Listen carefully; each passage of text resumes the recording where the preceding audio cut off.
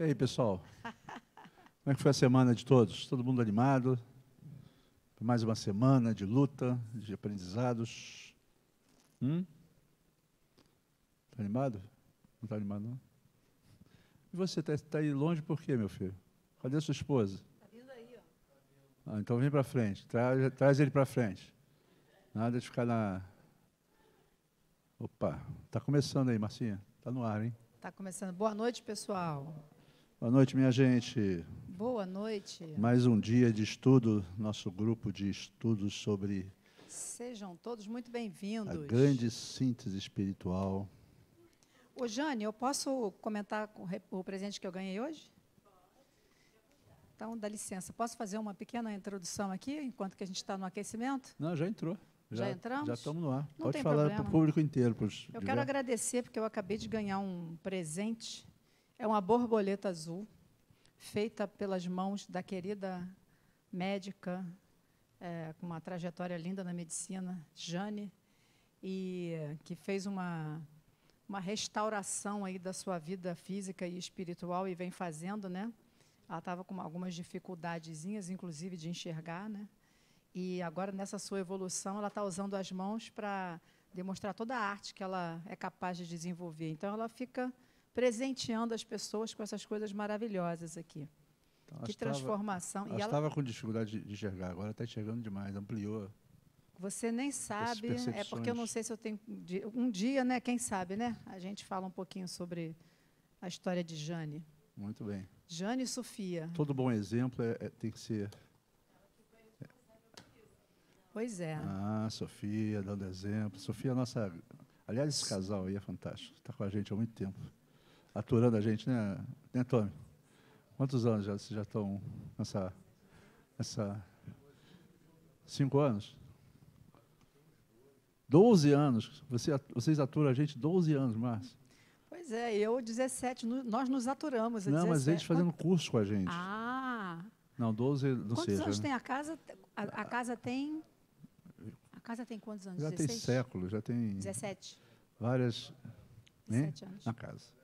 Bom, vamos parar de papo furado, minha gente, porque as pessoas estão chegando aí, os milhares de astronautas.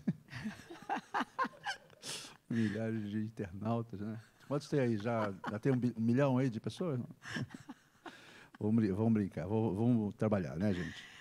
Então vamos fazer o evangelho, Marcinha? Daqui a pouco a gente vai entrar nos astronautas, porque o livro Os hoje... deuses astronautas. Vai lá. Então vamos ver qual é a lição de hoje do evangelho, que é a lição que precisamos para ampliar mais ainda um pouquinho nossas percepções. Honrai vosso pai e vossa mãe. O mandamento honrai vosso pai e vossa mãe é uma consequência da lei geral de caridade e de amor ao próximo, visto que não pode amar o seu próximo aquele que não ama seu pai e a sua mãe. Mas o termo honrai encerra um dever a mais para com eles, o da piedade filial. Deus, dessa forma, quis mostrar que ao amor se deve juntar o respeito, as atenções, a submissão e a condescendência, o que implica a obrigação de cumprir-se para com eles, de modo ainda mais rigoroso, tudo o que a caridade ordena em relação ao próximo em geral. Esse dever se estende naturalmente às pessoas que fazem, às vezes, de pai e de mãe, e que têm tanto mais mérito quanto menos obrigatório é o seu devotamento. Deus pune sempre com rigor toda violação desse mandamento. Honrar seu pai e sua mãe não consiste apenas em respeitá-los, é também assisti-los na necessidade, é proporcionar-lhes repouso na velhice, é cercá-los de cuidados como eles se fizeram conosco na infância, é sobretudo para com os pais sem recursos que se demonstra a verdadeira piedade filial. Satisfarão a esse mandamento os que julgam fazer grande esforço porque dão a seus pais o estritamente necessário para não morrerem de fome, enquanto eles de nada se privam. Em relegá-los aos mais ínfimos cômodos da casa, apenas para não os deixarem na rua, reservando para si o que há de melhor, de mais confortável, ainda bem que quando não o fazem de má vontade e não os obrigam a comprar caro o que lhes resta a viver, descarregando sobre eles todo o peso do trabalho doméstico? Caberá aos pais velhos e fracos servir aos filhos jovens e fortes? Ter-lhe-á a mãe vendido o leite quando os amamentava? Contou suas vigílias quando eles estavam doentes, os passos dados para lhes obter o de que necessitavam? Não. Os filhos não devem a seus pais pobres só o estritamente necessário. Devem-lhes também, na medida de suas possibilidades, as pequenas doçuras do supérfluo, as solicitudes, os cuidados amáveis, que são apenas o juro do que receberam, o pagamento de uma vida sagrada. Essa é a única piedade filial aceita por Deus. Então, depois dessa reflexão, agradecer a espiritualidade amorosa que nos assiste, que nos inspira, que nos orienta, que possamos, nesse dia de hoje, ampliar um pouco mais nossas consciências através do estudo que aqui vamos proferir. Que o Mestre Jesus e os mentores dessa casa possam nos influenciar e nos inspirar. Que assim seja, graças a Deus. Graças a Deus. Bom, vamos lá. Clóvis, semana passada nós percorremos alguns capítulos e paramos no capítulo 30, Palingênese. Palingenesia, né? Uhum. E a minha proposta para hoje, em função aí do nosso primeiro semestre ter finalizado, né? Ou estar, né? Estamos no mês 7, então já estamos na metade. Eu gostaria de dar uma passada por alguns capítulos, além da palingenesia, e vamos ver até onde a gente pode adiantar.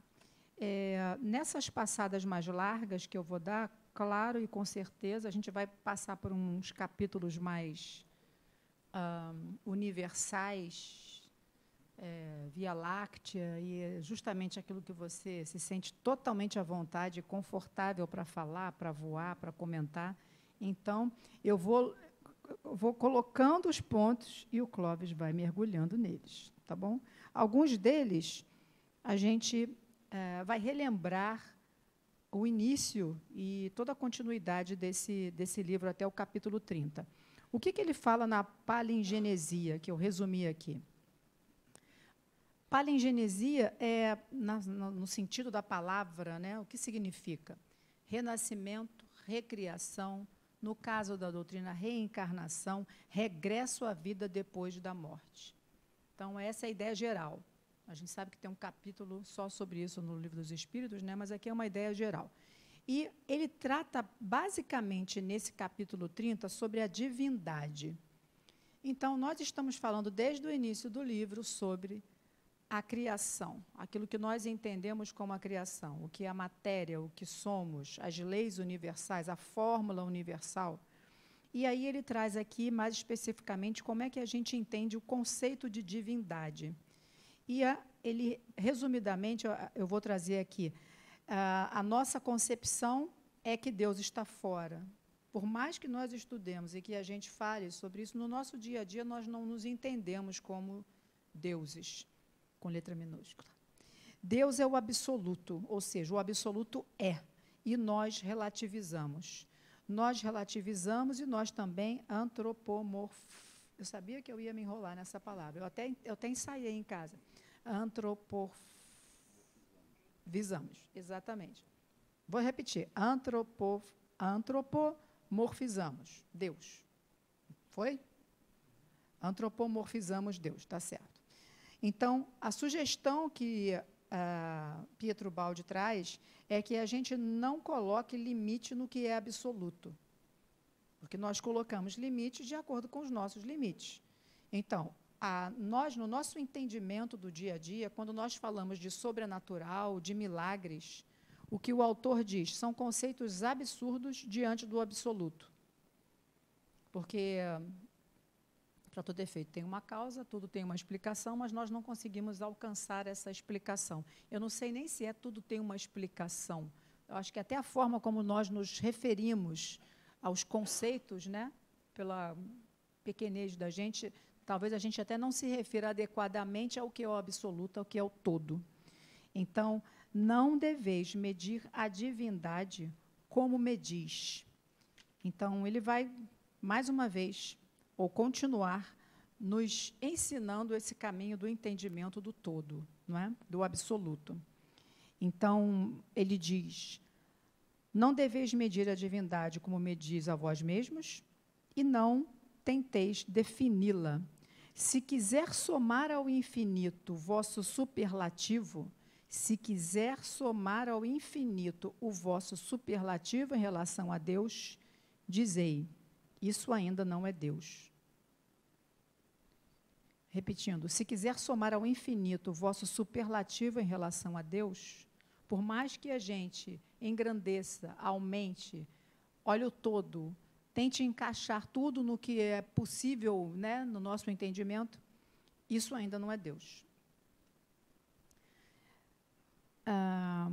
Por mais que se dilate o horizonte, poeta ele, né? Está romântico nessa parte. Por mais que se dilate o horizonte, haverá sempre um horizonte mais afastado para atingir. Isso é lógico, né? Se a vida é eterna, não vai ter limite nunca. Está sempre se ampliando. Né? A vida é eterna e pensando também nas questões da evolução. É lei. Né? Então, a questão da expansão e da evolução. Então, não há o tamanho e nem o limite para se alcançar. Não é?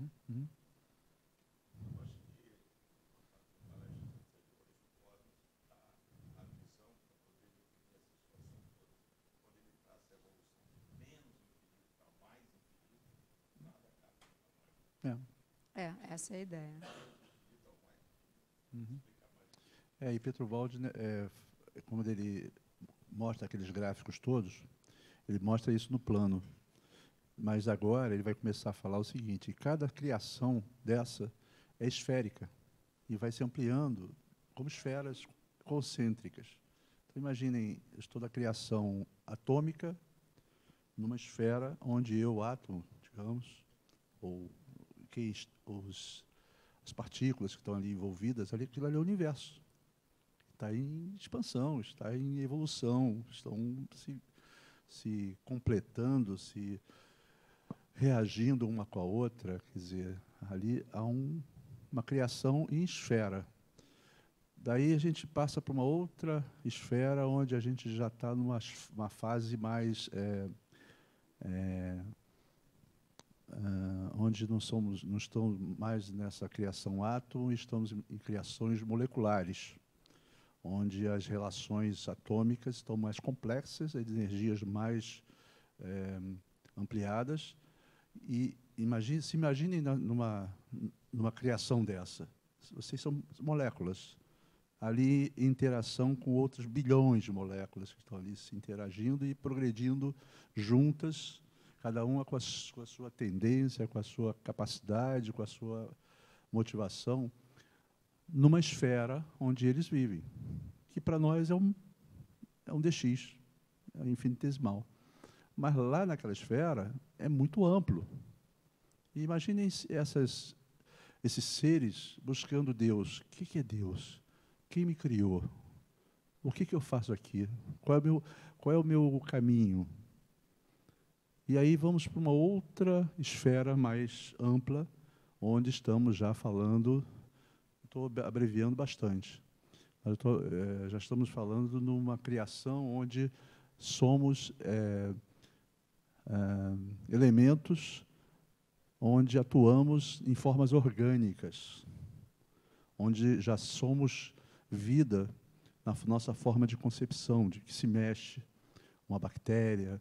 Ali também é um universo de energias e seres complexos. Né? Uma bactéria tem quantos milhões de átomos ou moléculas? Então, a gente vai ampliando em termos de esfera cada criação dessa, mostrando que, quando eu comecei em átomo, eu não quis descer até o menos infinito, vamos até quark no máximo, pelo nosso entendimento, e daí para baixo, talvez cordas, teoria das cordas, e daí para baixo não dá para a gente entender.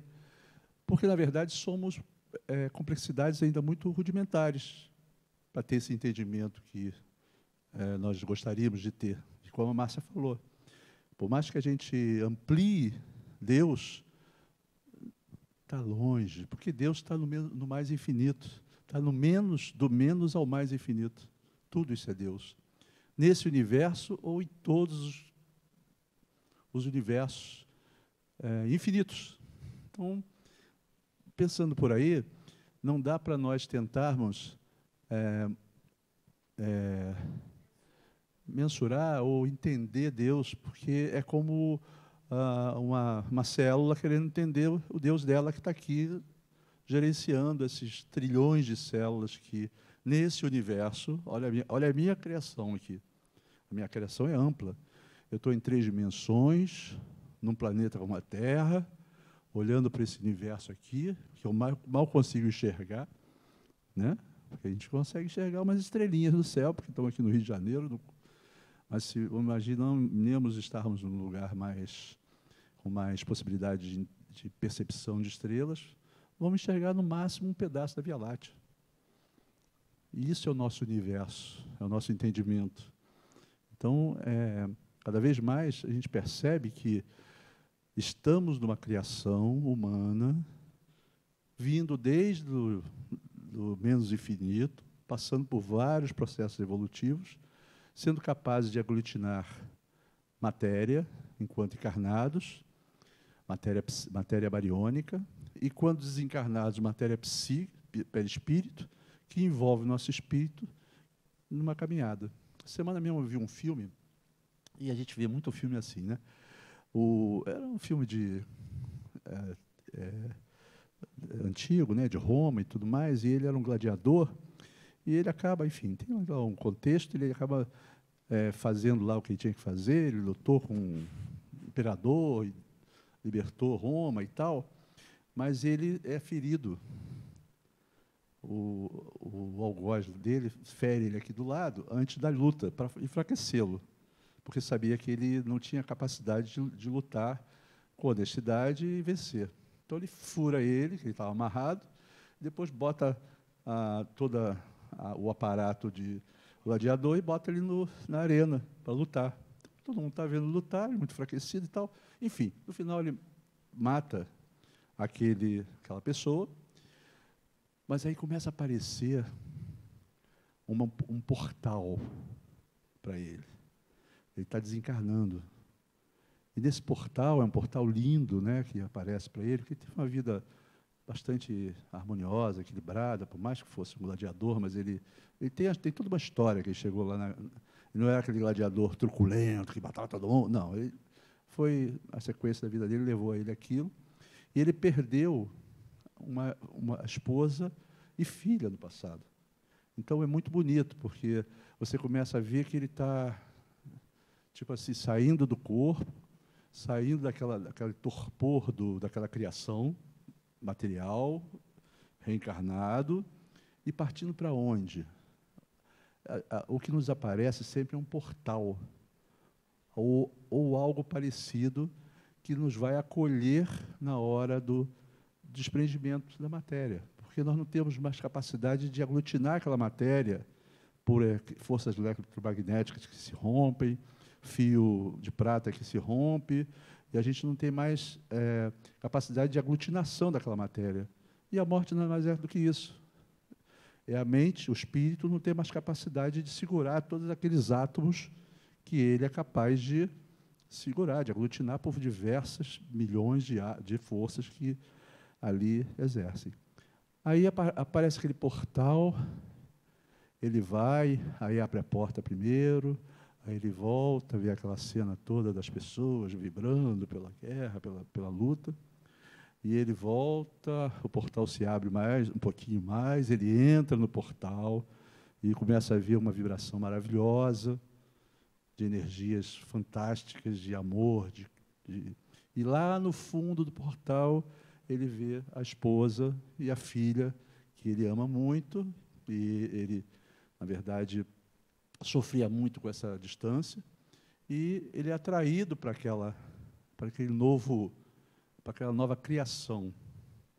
Você fala, ué, mas a criação é uma cidade espiritual, onde ele está caminhando, e essa criação ele vai viver ali durante um tempo, envolvido com a família ou com as pessoas que ele ama, numa nova visão de entendimento, não mais a visão material, onde ele estava ali lutando pela sobrevivência, pela guerra, pelo poder, nem poder, mas pela sobrevivência, né, e a matéria fazendo ele sofrer com todas as agruras de uma pessoa desse nível, e ele, de repente, se desprende e se vê nesse lugar novo, que é a continuidade, para aquela alma que tem uma vibração compatível com aquele ambiente que ele está sendo canalizado, ele está sendo encaminhado. E isso acontece conosco. Nós, quando desencarnarmos, a gente tem medo da morte, né? Na hora que a gente desencarnar, primeiro, nós não vamos sentir nada, porque nosso corpo vai se desfalecendo, vai perdendo a capacidade de manipular energias, de pensar, de cansaço muito grande que é provocado pela falta de domínio das energias que ali a gente está... E o desprendimento daquela matéria que vai se esvair. E, consequentemente, nós vamos para onde? Para novos níveis de criação, onde estaremos em locais onde nossa mente estiver mais habituada ou mais capacitada para estar, né? Então, dentro desse enfoque, aqui na Terra temos milhares de cidades espirituais, onde a gente vai caminhar e vai progredir e vai viver, né, nesse plano mais sutil. E depois você ou volta para esse planeta, para outro plano, ou você está apto a buscar outros ambientes que nós... Lembra de Jorge Andréa? São vibrações e intuições inimagináveis. Então, quando a gente fala que quer entender Deus, o Jorge Andréa fala no livro dele que nós atingimos alguns graus de vibrações, depois de certas etapas aqui cumpridas, pela repetição. E a repetição da nossa encarnação é a mesma repetição do átomo que sai lá do menos infinito e vai progredindo e complexando cada vez mais. É a repetição. A palingênese começa lá no menos infinito. Nós seres humanos não somos os seres que têm a capacidade de reencarnar.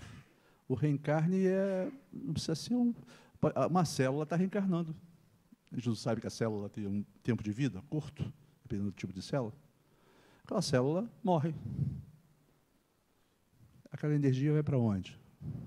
Está na natureza, está pronta para outra, para ser absorvido por outro ser, mudando de criação. Então, aquele ser está mudando de criação, está nele, depois está em todos nós. Imaginem quantos átomos nós não inalamos, que já passaram por nós, todos, e que fazem parte do nosso ciclo de Krebs, que vai alimentar nossas células e vai nos dar energia para estarmos aqui nessa criação material. Então, as criações são infinitas. E quando ele diz que Deus está muito distante, por mais que a gente eleve, é porque o nosso dia a dia ele é muito grosseiro e nós temos poucos lampejos de percepção divina na nossa vida. E muitas vezes essa percepção vem, não é com a dor do outro ainda não, é com a nossa dor, na maioria das vezes. Às vezes a gente vê coisas atrozes acontecendo com as pessoas e aquilo não nos impressiona, não nos envolve. Você fica com pena, nossa, que coisa horrível e tal, mas a gente só percebe e muda de estado de percepção, né, quando a gente sofre aquela situação. E não é só com o nosso ente querido, ou com nossa prole, não, é conosco, principalmente, porque nós somos individualidades e, pela lei da preservação, nós queremos estar sempre presentes, nós não queremos morrer. Né? E pela falta de percepção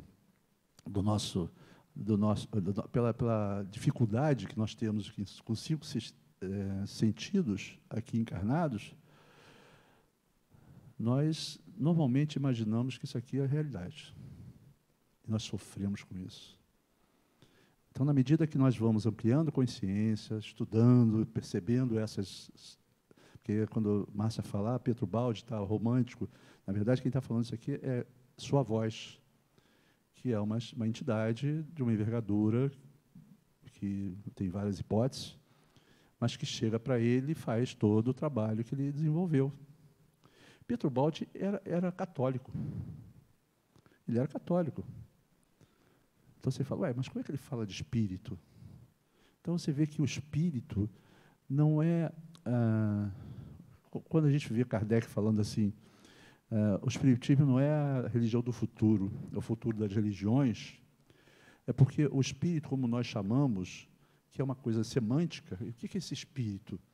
É uma energia que progride, amplia a consciência e é capaz de, no futuro, nos levar para ambientes mais probos, mais equilibrados, mais honestos, mais harmoniosos. E aí a gente vai olhar para trás e falar, não consigo mais ficar ali onde eu estava. Aquilo não me apraz mais. E aí você começa a sair vamos dizer assim, mediocridade terrena, do mundo onde a gente está sempre lutando para se preservar e para ampliar bens, né? Ampliar poder, sermos reconhecidos, né? É o que a nossa sociedade nos ensina. A gente está muito naquela de, se ninguém prestar atenção em mim, eu vou sofrer. Eu tenho que estar em evidência de alguma forma. E é por isso que a gente sofre nesse mundo, porque nós ainda não estamos em condições de nos entendermos como seres e sabermos que nós temos aquela limitação e que precisamos progredir, independente do que pensem da gente. É claro que a gente tem que ter a percepção de fazer o melhor para evitar cairmos no ridículo de acharmos que o mundo está errado e eu estou certo. Mas, na medida que nós nos anularmos, a música fala isso, né? Se eu quiser falar com Deus, né? Você tem que se anular. Anular não é ser capacho de ninguém. Anular é não sofrer com essas questões mundanas que tanto nos incomodam ainda, né? De percepção, de, eu tenho que ser evidenciado, eu tenho que ser reconhecido, né? Porque quando nós nos libertarmos dessa nossa criação de entendimento, nós vamos para criações muito mais amplas. E é um piscar de olhos. Mas, para isso, nós precisamos afundar, precisamos nos negar, nos anular, para que não sintamos mais nenhuma sensação de egoísmo, de orgulho. Esse é o caminho. Não é só por uma questão religiosa, porque para você progredir, você tem que ter menos orgulho, menos vaidade, menos egoísmo. Não é só pela semântica de não sentir, é porque nós passamos a, não sentindo isso, nos vemos menos ligados, menos presos a essa criação aqui que nós estamos agora presenciando. Então, a religião é importante? É muito importante, porque é a forma que a gente tem de religar, né, de buscar esse entendimento com Deus. Mas, cada vez que a gente amplia mais essa tentativa de buscar Deus, nós vamos vendo que a gente está mais distante. Mas a sensação de quando a gente está num momento de prece, de harmonia, de sintonizado com Ele, ou com os espíritos que estão nos ajudando, é uma sensação inequívoca de felicidade. Uma felicidade aparente ainda, mas é muito diferente da felicidade que nós sentimos ao ganhar um carro, ou comprar um carro, ou comprar um apartamento, ou comprar uma casa, ou viajar para qualquer lugar. Não é verdade? Então, É isso. Então, vamos em frente, Marcinho. Eu falei pra Sabe caramba. essa sensação que ele falou agora, do religar, do Nirvana. conectar, de orar, e a felicidade que a gente encontra em outros momentos da vida? Esse foi um dos temas do congresso que eu participei semana passada, Brain 2024. Então, as pesquisas científicas estão avançando no sentido de se identificar quais são as regiões, quais são as percepções, e quais são as regiões do cérebro, do corpo, que respondem a esse estado, não é? Então, eles estão... Não, a minha está aqui, ó. Obrigada. A minha já está aqui. Não, está aqui, obrigada.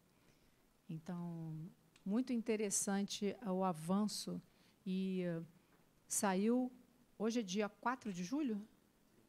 Hoje, dia 4 de julho, numa revista chamada Nature, que é uma das revistas mais de impacto científico, uma das maiores no mundo, eles estão justamente mostrando que não há mais como os neurocientistas continuarem a estudar o ser humano, a biologia, a sua ciência, sem inserir a questão espiritual dentro desse contexto. Então, por muito tempo, se negou ou se evitou a união, né, dessas duas, que nós separamos, né, desses dois temas, e, na realidade, a gente sabe que eles estão totalmente interligados. Então, essa separação foi feita pelo homem, e agora, por mais que a gente perceba que há uns espasmos, né, de interesse e publicação e etc., em alguns ambientes científicos, agora eu acho que é mandatório.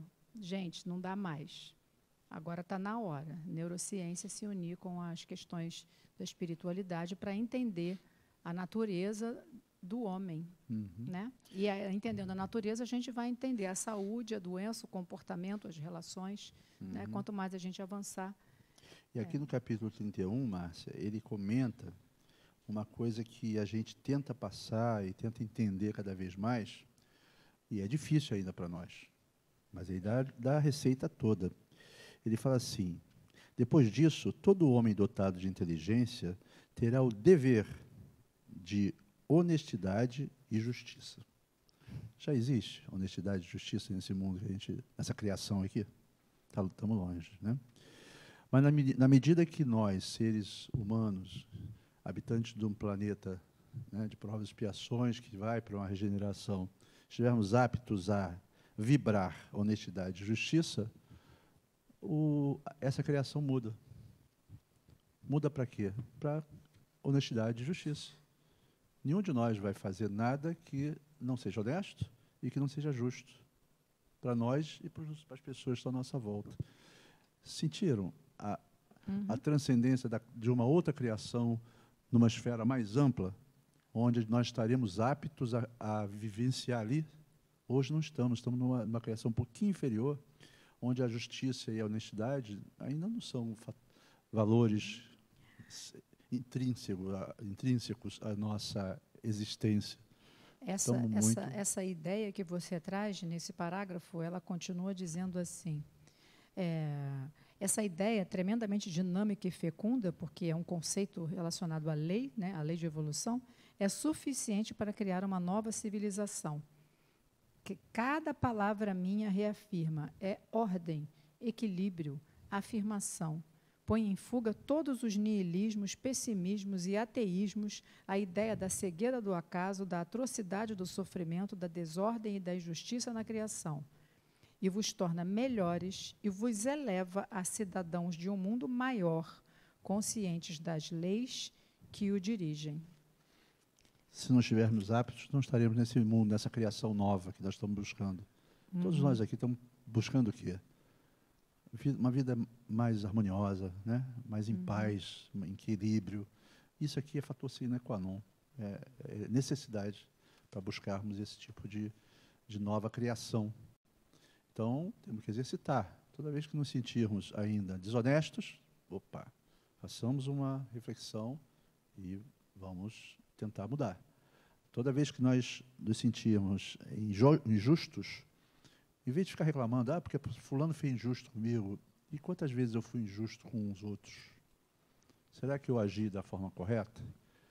Se eu não agir, que é natural, estamos em processo, posso ajustar? Posso exercitar? Talvez eu não consiga ser tão justo como eu preciso ser já, mas eu posso amenizar alguma coisa que eu fiz injustamente, eu posso dar uma melhoradinha. E exercício, porque ninguém vai ser honesto e justo 100% de uma hora para outra, só porque estudamos juntos aqui.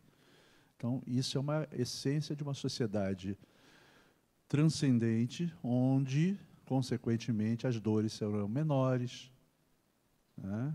Os sofrimentos serão menores, os seres que estiverem mergulhados nessa criação serão seres mais aptos, mais amplos. É exercício. Então, nós temos que estar sempre com essa preocupação, né? Sem ficar também... porque o mundo está aí, né? Você fala assim, pô, mas como é que eu posso fazer isso tudo e estar no mundo? Porque vão tirar tudo de mim. Não é verdade? O mundo está aí e tem muita maldade ainda, né? Então, os extremamente justos e honestos normalmente são fracassados na forma de ver do mundo ou perdem muito. Essa é a realidade. Nós estamos num mundo que os espertos são mais exaltados e, aparentemente, são vitoriosos. Mas é passageiro. Na medida que nós pudermos não nos envolvermos nesse nível de busca para que nosso ego possa se locupletar com as nossas ilusões egóicas, e a gente sentir isso como uma possibilidade de resistir, de caminhar, porque você pode chegar à conclusão e falar assim, não, se eu fizer isso, eu perco tudo, as pessoas vão me massacrar, vão me chamar de idiota, enfim. Mas as pessoas, de uma forma geral, estão buscando as mesmas coisas que a gente, talvez de forma diferente, mas está todo mundo buscando a mesma coisa. Talvez uns com um pouco menos de motivação, porque estão no momento ainda da criação deles, que ainda as coisas parecem que estão dando certo, mas é um piscar de olhos, e as coisas começam a não dar tão certo. E quando elas começam a não dar tão certo, é o momento de reflexão, porque elas vão procurar o apoio e o caminho para melhorar. Quantas pessoas não chegam aqui no Seja querendo ajuda? Ah, eu preciso de ajuda. Mas você quer ser ajudado? Você quer mudar a sua forma de agir, sua forma de viver? Ou você quer continuar do jeito que você está, fazendo tudo que você está fazendo, e mesmo assim ser ajudado? A ajuda que você está tendo é a dor. Essa é a ajuda. Ah, mas eu não quero sentir dor. Então, modifique. Não tem outro caminho. A dor não é punitiva, a dor é educativa. E aqui ele continua falando sobre essas questões mais amplas, né, no capítulo 31. E ele fala aqui, ó, esse tratado satisfaz plenamente a necessidade da vossa ciência atual. Reduzir a imensa variedade de fenômenos a um princípio único. Vedes todas as minhas argumentações convergirem para esse monismo sintético, a busca e a necessidade do vosso intelecto. Minha afirmação diz: unidade de princípio em todo o universo, unidade na complexidade orgânica, unidade no transformismo evolutivo. Nós estamos no momento orgânico da nossa existência, concordam? Somos alfa, beta ou gama? O que nós somos? Estamos em que tipo de criação aqui? Ou nós temos... se você olhar pelo lado do espírito que gerencia todo o corpo físico encarnado, nós somos alfa. Somos espírito com letra maiúscula, né? Que está lá no livro dos Espíritos. E quando fomos alfa pequenininho ou infinitesimais, nós fomos também alfa. Passamos por lá. Ainda como elementos infinitesimais, que em algumas filosofias chamam-se os elementais. Aqueles também eram psiquismos em evolução, que naquela criação estavam na natureza, estavam fazendo parte de um todo, dentro da sua complexidade ainda muito rudimentar. Hoje nós somos espíritos com E maiúsculo, ainda muito ligados à matéria. Por isso estamos aqui no planeta. Por isso estamos reencarnando. E na medida que a gente for ampliando esse E maiúsculo, né, e só tem um caminho, né, é o aprendizado, é a inteligência que vai nos levar ao equilíbrio, que vai nos levar ao entendimento da ampliação da nossa consciência para planos mais amplos, mais largos, e criações esféricas maiores, onde vocês percebem que cada esfera dessa envolve as menores, e nós somos um todo, cada vez maiores. Onde está Deus nisso tudo? Vamos imaginar, se a gente quiser limitar, Deus está numa esfera lá no universo, uma esfera enorme, que abrange o quê? Muitos universos. E ele está lá, na criação. E cada esfera menor vai diminuindo o seu campo de entendimento, de percepção, de essência e de importância em cada universo, ou em cada galáxia, ou em cada mundo que nós estivermos no futuro. Então, a nossa caminhada é muito longa, porque estamos aqui nesse planetinho, né? E vamos encarnar daqui a pouco, questão de 10, 20, 30 anos, aí, a maioria de nós. E que estejamos preparados nesses anos que vêm para sair daqui e falar assim, pô, valeu a pena, aprendi pra caramba, me modifiquei, já não sinto as agruras do egoísmo e do orgulho que a dor moral é muito pesada, é pior que a dor física. Divaldo fala muito isso, ele fala, olha, o pior não é a dor material, o pior é a dor moral. Então, os espíritos da envergadura de Divaldo, de Joana, eles não sentem mais dor física. A dor moral, para eles, é muito mais aguda e contundente do que a dor física. Nós ainda estamos preocupados com a dor física, né? Não podemos ficar doentes. Ah, não, eu vou desencarnar. Ah, eu estou com dor daqui, estou com dor de cabeça. Mas dá para mudar. É só a gente refletir, ter a percepção. Estou assim? Não, eu estou, mas vou mudar. O que eu preciso fazer? Mudo a minha psicosfera, a minha vibração, pensando, abrindo um livro e lendo uma página, para começar. Deixando de lado aquilo que está me incomodando, me perturbando, aquelas preocupações efêmeras, que só trazem dor. E nos anulando aos poucos, né? Anulando no sentido de autoentendimento e busca dessa transcendência que a gente está tentando mostrar aqui através desse livro. Aí ele fala aqui, colocastes vossos pontos fixos na terra, quando ao invés eles estão no céu. Os fatos de onde moveis, o método da observação e o instrumento da razão fecham-vos num círculo, sem possibilidade de saída. Estamos presos. Estamos enclausurados em escafandros.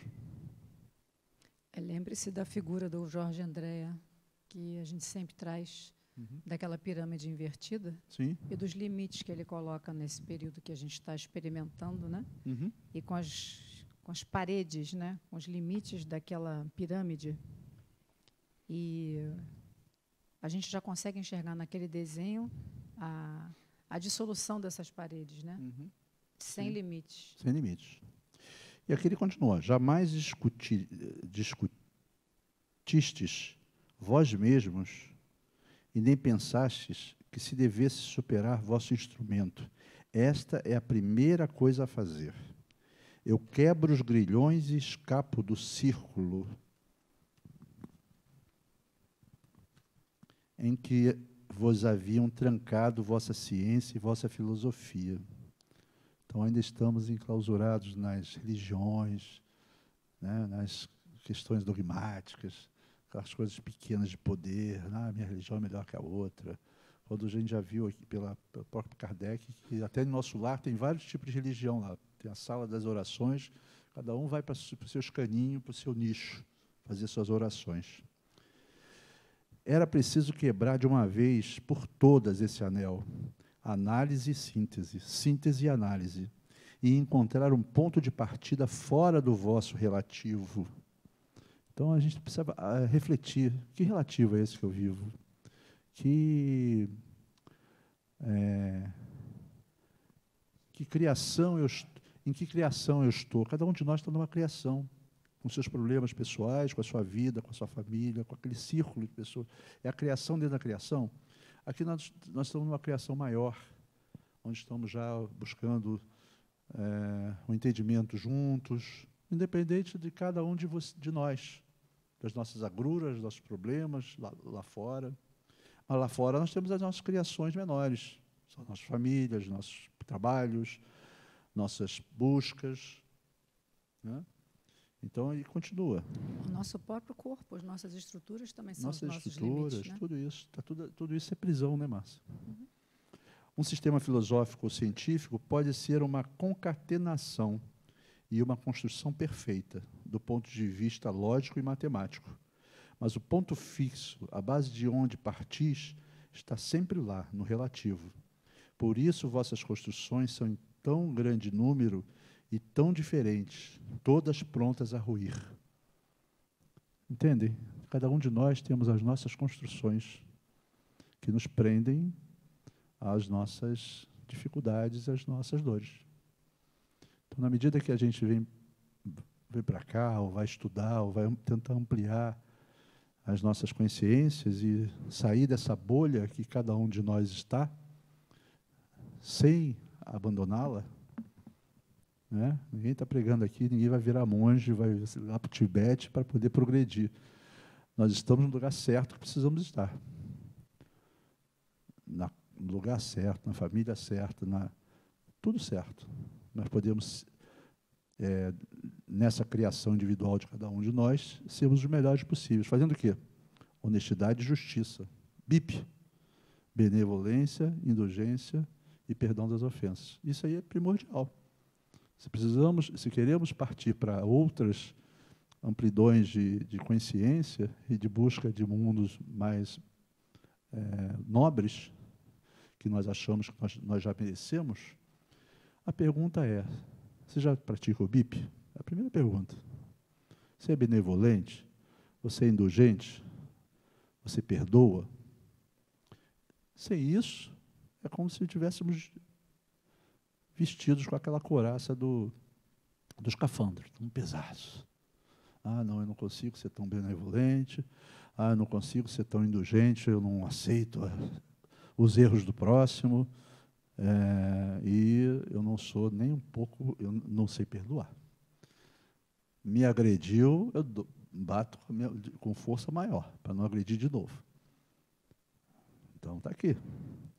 Mas o ponto fixo, a base de onde partis, está sempre lá, no relativo. E nós estamos buscando o que aqui? O absoluto. Não estamos falando de Deus? Deus é absoluto, está fora de tudo isso que a gente imagina. Por isso, vossas construções, em tão grande número e tão diferentes, todas prontas a ruir. Ruir não no sentido de desagregar ou de regredir. Ruir para destruir as nossas ilusões. Para que nós percebamos que vivemos iludidos com as nossas percepções equivocadas.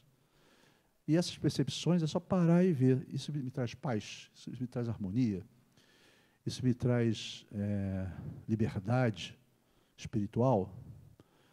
Se eu desencarnar amanhã, como é que eu vou estar? Eu vou estar num plano melhor?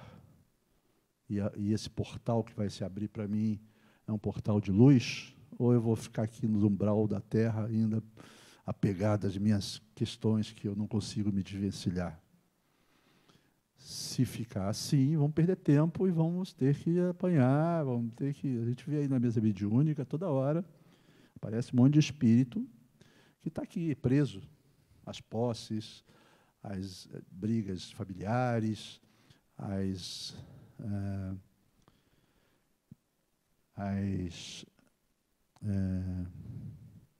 vinganças, os apegos, estão todos aí. Não temos 30 bilhões de espíritos em torno do planeta e 7 só encarnados? Esses outros 23 bilhões estão, uma boa parte das cidades espirituais, evidentemente, cada um na sua, dentro do seu contexto, dentro da sua criação. Você fala assim, por que ele está na cidade espiritual Alvorada Nova e não está lá em Assírios com Maria?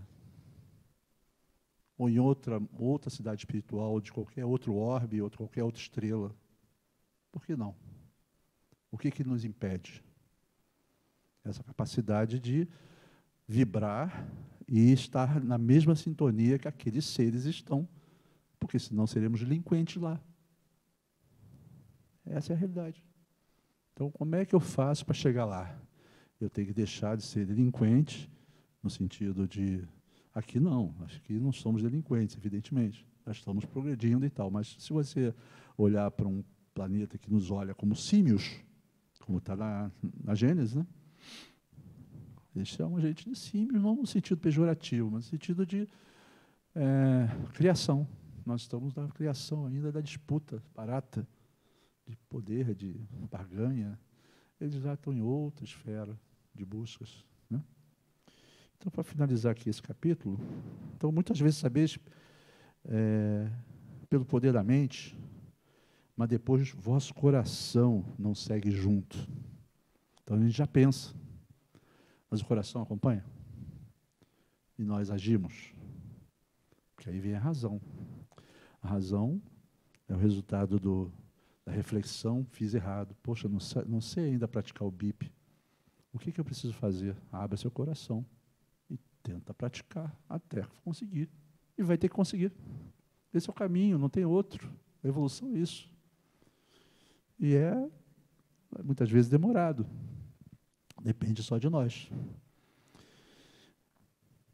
Então, além disso, como pudestes crer possível enxergar sozinhos, por força de análise e hipóteses, explorando os fenômenos com vossos sentidos limitados, há alguma coisa que passasse uma síntese parcial, isto é, a síntese máxima? O que tendes sob os olhos, como pode caber em vosso pequeno mundo terreno, todo o mundo fenomênico? A gente fala de espíritos, de fenômenos mediúnicos, de várias situações. Essa semana mesmo, você estava me mostrando, no dia do tratamento espiritual, tinha um espírito aqui dentro trabalhando. Entendeu? Então, aqui,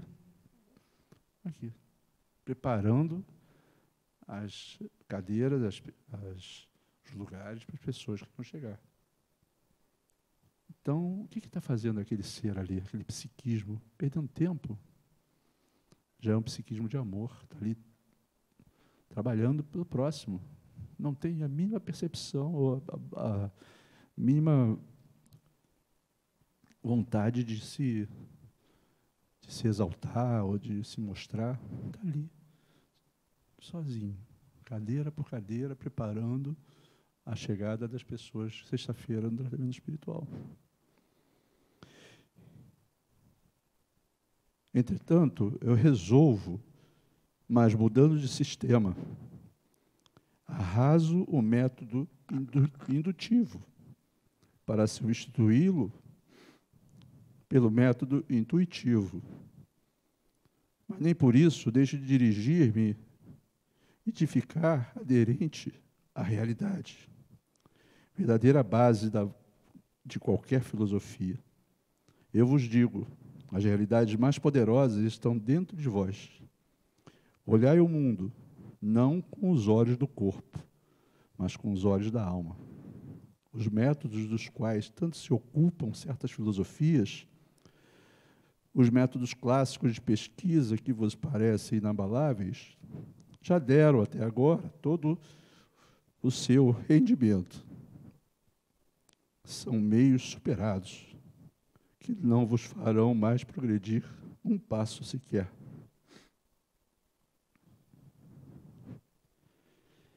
É bonito, né, escutar essas provocações, porque é o caminho, eles estão tentando mostrar. E só depende da gente. Se queremos buscar momentos mais amplos de entendimento, de menos dor, menos sofrimento nas nossas vidas, temos que ampliar a consciência. Começa pelo BIP. Depois vai para a justiça e para a honestidade. 5 pontos. Difíceis, porque o mundo está lá para nos provar. E para nos, cada vez mais, nos testar. E aquele teste nada mais é do que o nosso aprimoramento.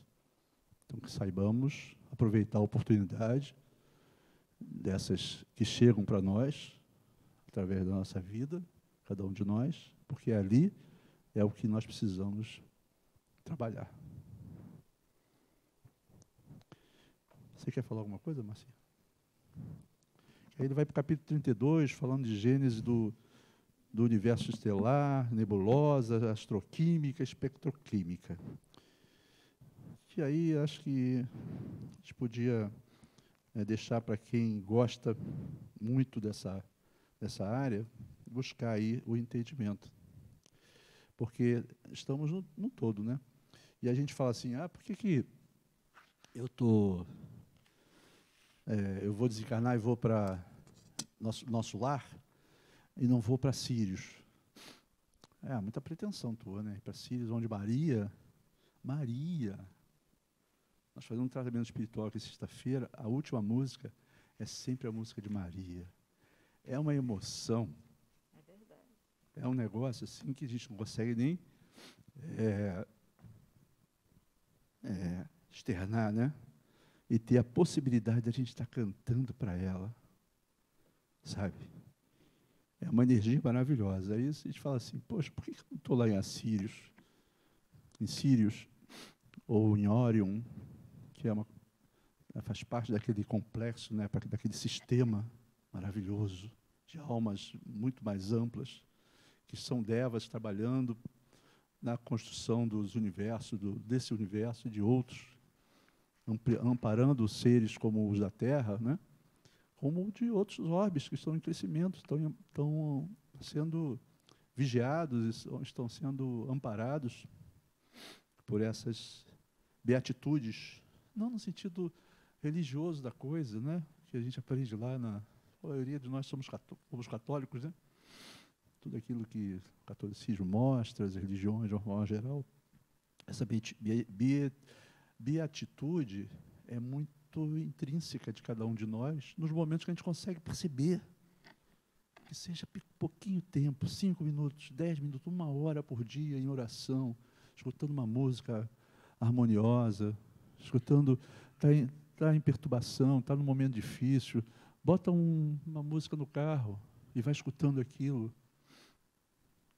Essa semana mesmo eu estava gripado, tive alguns problemas de saúde. Assim, teve uma hora que nós fomos ao hospital e estava pesado, né? Assim botou uma música que mudou. Eu fiquei curado. Entende? Sabe por quê? Foi a música. Foi a minha mente que saiu daquela perturbação de dor, de enjoo, e superei com a ajuda daquela sinfonia maravilhosa que estava tocando. Entendem? Então, usem a música como instrumento, que é mais fácil para nós transcendermos através da música. Utilizem isso como método de vida,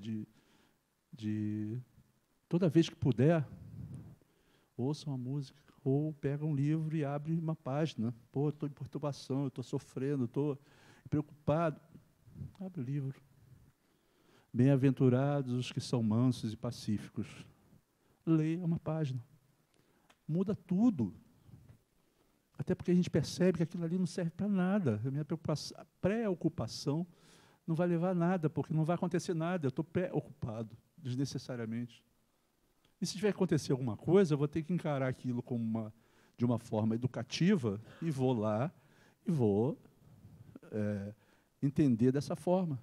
E vou superar os meus desafios que provocaram que aquele desafio viesse para mim, para o meu processo de ampliação de consciência. Nada mais é do que isso.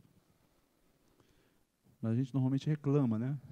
Porra, por que está acontecendo isso comigo? Não sei, não mereço. Deus não está vendo. Ele está vendo. Ele quer o amor.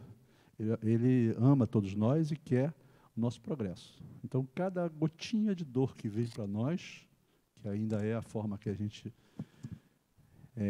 consegue progredir, é a conta certa que cada um de nós precisamos para progredir. Ele chama atenção. Olha essa dor aqui. Ó. Se você só sofrer, não vai aproveitar. Entenda de onde está vindo aquilo e por quê. Reflita de como a tua vida levou você até aquele momento. Aí você vai começar a perceber que tudo tem uma conexão lá atrás. Opa, isso aqui é reflexo daquilo ali. Da próxima vez, não vou ficar aqui me lamentando, não vou ficar aqui me julgando, nem me sofrendo, mas eu sei que eu preciso melhorar esse ponto, para que essa dor não se repita, até eu curar. Porque se eu não curar, a dor vai continuar aparecendo, ou de uma forma ou de outra. Aí no 33 ele fala em limites espaciais e limites evolutivos do universo. Nossa, que é muito amplo, né? Ele fala assim, ó, agora que tendes um conceito da conformação do vosso universo e de seu processo evolutivo, ultrapassemos seus limites. Olha, está nos provocando a sair das nossas limitações. Tanto em sentido espacial, então, estamos aqui nessa criação esférica, que já está envolvendo várias milhares de criações para trás.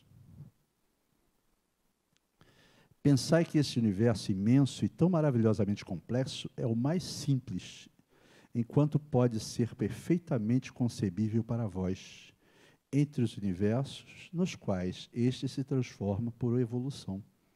É fácil ultrapassá-lo no sentido espacial, mas difícil o é em sentido evolutivo. Porque aprofundar esse estudo significa, para vós, invadir o campo do inconcebível. Lembra de Jorge Andréa, né? Percepções amplas, de intuições inimagináveis. Por que é inimaginável? Porque nós ainda não conseguimos alcançar aquilo. Mas vamos chegar lá. Vamos começar a perceber, à medida que a gente vai progredindo. No sentido espacial, vosso universo estelar, considerado isoladamente, é um sistema finito. É imenso, mas pode ser medido. E tudo que se pode medir é finito. Vossa mente o domina por completo, porque, sendo ela de um plano superior, pode ultrapassar qualquer limite espacial. Entendem? Nós podemos chegar a Sirius, a Órion, a outras, porque depende de nós.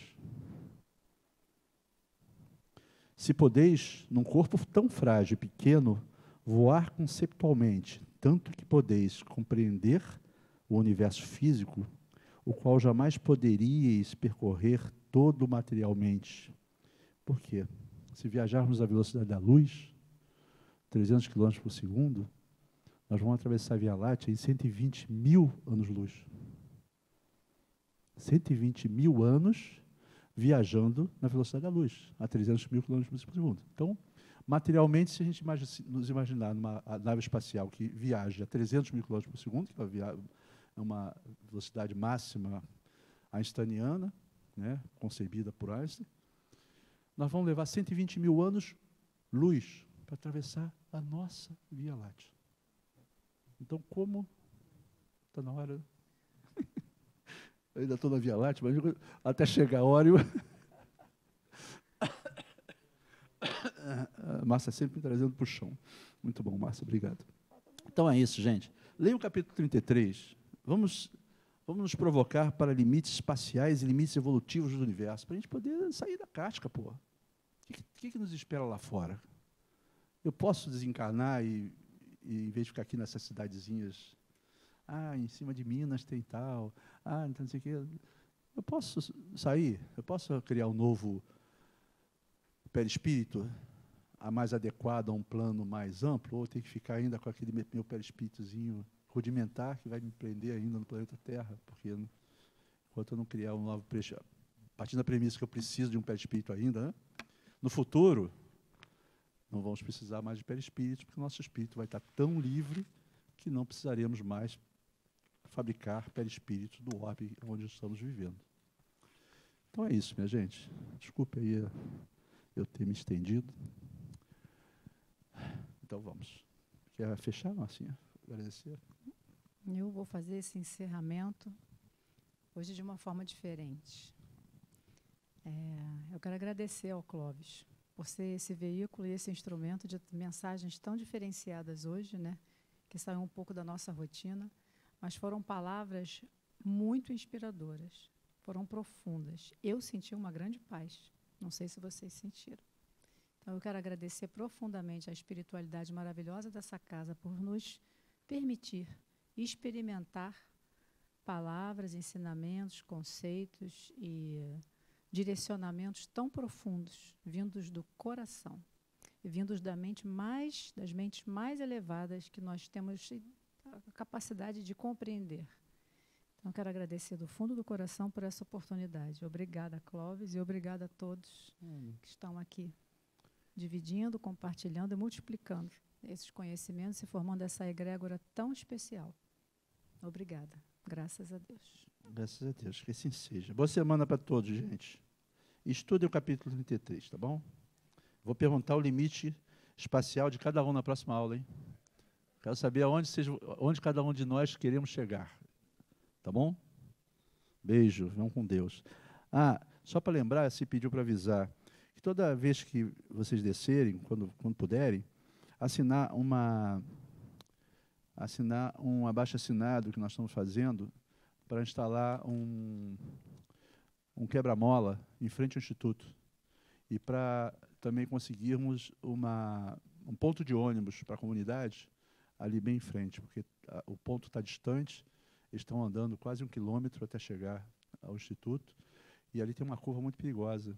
Então, esse quebra-mola é importante. Então, a orientação da Prefeitura é que a gente consiga fazer um abaixo-assinado. Então, estamos fazendo com os participantes lá no sábado, e aqui a Kátia, lá embaixo, está com a lista. Se vocês puderem, esses dias aí, passar lá e dar botar Instituto Mãos Unidas. A Kátia lá embaixo, o quebra-mola é lá. E o ponto de ônibus também. E a Kátia aqui embaixo, na recepção ali, ela que está recebendo as assinaturas para abaixo-assinado. Tá bom, gente? Beijo, boa semana para todos, que Jesus abençoe a todos nós.